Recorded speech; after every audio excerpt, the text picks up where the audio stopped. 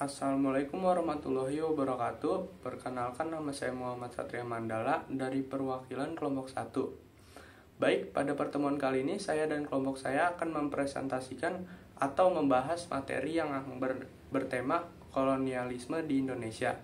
Sebelum masuk ke dalam materinya, perkenalkan anggota-anggota kelompok 1, yaitu Adlian Febriansyah, Farid Abdul Karim, Kayla Agustin Damanik, Muhammad Satria Mandala, yaitu saya sendiri, Nurul Queen Malika, yang terakhir yaitu Rifat Auliansyah. Baik, kita akan masuk ke dalam topik pembahasan. Materi yang akan kita bahas yaitu keterkaitan sejarah antara situasi regional dan global, kedatangan bangsa-bangsa Eropa di Indonesia, tokoh-tokoh penjelajah samudra, kolonialisme bangsa-bangsa Eropa di Indonesia, yang terakhir yaitu kesimpulan. Baik, kita akan masuk ke dalam materi pertama yang akan dijelaskan oleh rekan saya. Pertama-tama, kita akan membahas tentang keterkaitan sejarah antara situasi regional dan global. Yang pertama ada Renaissance, adalah gerakan budaya yang terjadi di abad ke-14 sampai 17. Gerakan ini muncul pertama kali di pusat kekuasaan gereja Italia, kemudian menyebar secara luas di dataran Eropa. Lalu yang kedua adalah perkembangan merkantilisme, revolusi industri, dan kapitalisme. Merkantilisme merupakan praktik dalam teori ekonomi yang sangat dominan terjadi di Eropa pada abad ke-14 sampai 17. Pada masa ini pula sistem kapitalisme lahir. Pada revolusi industri terjadi perubahan secara besar-besaran di bidang pertanian, manufaktur, pertambangan, transportasi, dan teknologi. Lalu yang ketiga ada jatuhnya Konstantinopel oleh Kekaisaran Turki Utsmani. Konstantinopel merupakan pusat perdagangan berbagai komoditas dunia di wilayah Eropa Timur. Lalu yang keempat ada pencarian rempah-rempah. Rempah-rempah menjadi awal mula datangnya bangsa-bangsa Eropa ke Indonesia. Rempah-rempah menjadi komoditas dengan nilai jual yang tinggi pada masa itu. Yang terakhir ada semboyan gold, glory, dan gospel. Salah satu tujuan bangsa Eropa ke Kepulauan Indonesia adalah memburu kejayaan, superioritas, dan kekuasaan, atau dikenal dengan nama gold, glory, dan gospel. Kedatangan bangsa Eropa ke Indonesia dimulai pada abad ke-16 dan membawa perubahan besar dalam sejarah Indonesia. Peristiwa ini telah membentuk sejarah dan kebudayaan Indonesia yang beragam dan kompleks, serta mempengaruhi kondisi politik, ekonomi, dan sosial masyarakat Indonesia. Yang pertama, penjelajahan samudra bangsa Portugis.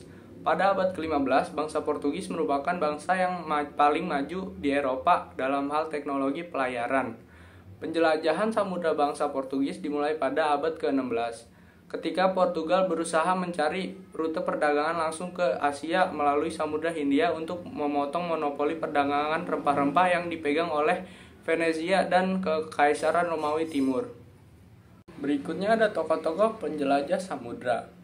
Yang pertama, tokoh penjelajah samudra dari bangsa Portugis, yaitu ada Bartolomus Dias pada tahun 1486, Vasco da Gama pada tahun 1498, Alfonso de Albuquerque pada tahun 1511, Antonio de Arberu pada tahun 1512. Yang kedua, penjelajahan samudra bangsa Spanyol. Tokoh penjelajah samudra dari bangsa Spanyol yaitu ada Christopher Columbus, Hernan Cortes, Francisco Pizarro, Ferdinand Magellan, Sebastian Elcano. Perkenalkan, aku Kayla Agustin dari 11 F9. Jadi di sini aku akan melanjutkan tentang tokoh-tokoh penjajahan samudra. Ketiga, penjajahan samudra bangsa Inggris. Tokoh terkenal dalam sejarah penjajahan samudra Inggris yaitu pertama, Sir Francis Drake, kedua, James Lancaster, ketiga, Sir Henry Mittenega, keempat, James Cook. Keempat, penjajahan samudra bangsa Belanda. Tokoh terkenal dalam sejarah penjajahan samudra bangsa Belanda. Pertama, Cornelis de Houtman, kedua, Jacob van Eyck, ketiga, Van Mackmaker, keempat, Van Hemkers. Kolonialisme bangsa-bangsa Eropa di Indonesia. Yang pertama ada masa kekuasaan Evosi. Evosi merupakan perusahaan dagang Belanda yang didirikan pada tahun 1602 dan memiliki monopoli perdagangan rempah-rempah di Asia Tenggara. Berikut adalah beberapa hak oktori yang dimiliki oleh FOC. Yang pertama ada hak monopoli perdagangan, yang kedua ada hak untuk mencetak dan mengeluarkan uang sendiri, lalu ada hak untuk memaklumkan perang dengan negara lain, dan seterusnya. Lalu pada abad ke-18 FOC mengalami kemunduran dan kebangkrutan.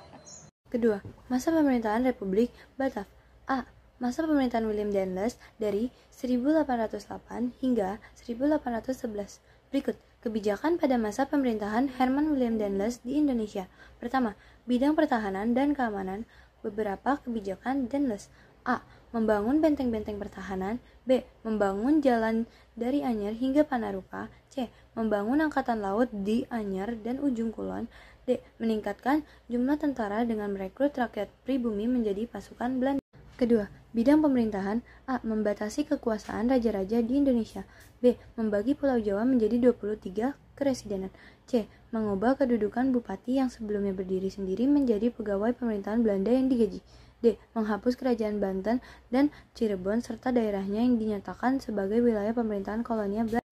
Ketiga, bidang peradilan. Daendels memperlakukan perbaikan di bidang peradilan. A. Menerapkan 3 jenis peradilan, yaitu peradilan untuk orang Eropa, untuk orang timur asing, dan peradilan untuk orang pribumi. B. Membuat peraturan tentang pemberantasan korupsi tanpa memandang kasta, baik itu orang Eropa maupun timur asing. Keempat ada bidang ekonomi. Di antaranya adalah A. Melakukan pemungutan pajak, B. Melakukan penjualan tanah kepada pihak swasta, C. Membuat kebijakan penyerahan wajib hasil pertanian bagi pribumi, D. Meningkatkan hasil bumi berupa tanaman-tanaman yang laku di pasaran dunia, E. Memaksa para penguasa di Jawa untuk menggabungkan kekuatan dalam wilayah pemerintahan kolonial. B. Masa pemerintahan Jan Willem Jason tahun 1811. Pada bulan Mei 1811, Daendels dipanggil oleh Louis Napoleon untuk kembali ke Belanda. Ia digantikan oleh Jan Willem Jason yang sebelumnya menjabat sebagai Gubernur Jenderal di Harapan Afrika Selatan pada tahun 1802 sampai 1806. Jason ditunjuk menggantikan Daendels untuk memimpin dan resmi menjadi Gubernur Jenderal di Hindia Belanda pada tahun 1811. Jason kemudian menyerah kepada Inggris yang ditandai dengan adanya kapitulasi Tuntang. 3. Masa pemerintahan Inggris. Kebijakan Raffles di Indonesia sebagai berikut. A. Bidang politik. Poin yang pertama, membagi Pulau Jawa menjadi 16 keresidenan.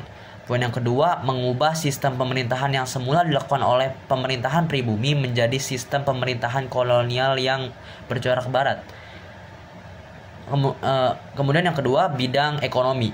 Poin yang pertama adalah menghapus pajak hasil bumi dan sistem penyerahan wajib hasil zaman VOC yang dianggap memberatkan rakyat. Poin yang kedua, menerapkan sistem sewa tanah.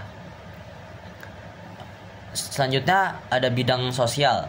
Poin yang pertama, menghapus kerja rodi. Yang kedua, menghapus perbudakan. Dan yang terakhir, di bidang hukum. Poin yang pertama, membuat sistem peradilan yang berorientasi pada besar kecilnya kesalahan, bukan atas warna kulit atau ras. Yang kedua, meniadakan pengadilan yang dilaksanakan oleh para bupati karena akan menimbulkan dualisme dalam hukum. Kolonialisme bangsa-bangsa Eropa di Indonesia. 4. Masa pemerintahan kolonial Belanda. A. Masa kekuasaan Komisaris Jenderal. Setelah kembali ke tangan Belanda, Indonesia dipimpin oleh 3 orang komisaris jenderal, yaitu ada Cornelis Theodorus Ellwood, Van der Capellen, dan Arnold Ardiaan Busikas. Mereka mulai menjalankan tugas pada tanggal 27 April 1816. Setelah itu B. Sistem tanam paksa pada tahun 1830. Van den Bosch diangkat sebagai Gubernur Jenderal baru di Jawa. Kolonialisme bangsa-bangsa Eropa di Indonesia. C. Politik liberal. Politik liberal telah mempengaruhi kebijakan pemerintah kolonial Belanda di Indonesia sejak abad ke-19. Pemerintahan Belanda pada masa itu menerapkan kebijakan ekonomi liberal, yaitu membuka peluang bisnis dan investasi bagi perusahaan-perusahaan Belanda di Indonesia. Penerapan politik liberal di Indonesia pada masa kolonial juga memiliki dampak negatif, yaitu terjadinya eksploitasi sumber daya alam dan sistem tanam paksa untuk memaksa petani Indonesia menanam tanaman komersial seperti kopi, teh, dan karet yang kemudian dijual ke pasar internasional. Yang terakhir ada kesimpulan, kolonialisme bangsa Eropa di Indonesia berlangsung selama berabad-abad dan terutama didorong oleh kepentingan ekonomi, terutama untuk menguasai perdagangan rempah-rempah. Selama masa ini, Indonesia mengalami eksploitasi besar-besaran dan penindasan, namun juga terjadi perlawanan lokal dan tumbuhnya kesadaran nasionalisme di kalangan rakyat. Meskipun kolonialisme membawa banyak penderitaan, ia juga memicu lahirnya gerakan kemerdekaan yang akhirnya berhasil mengakhiri penjajahan dan membawa Indonesia menuju kemerdekaan pada tahun 1945.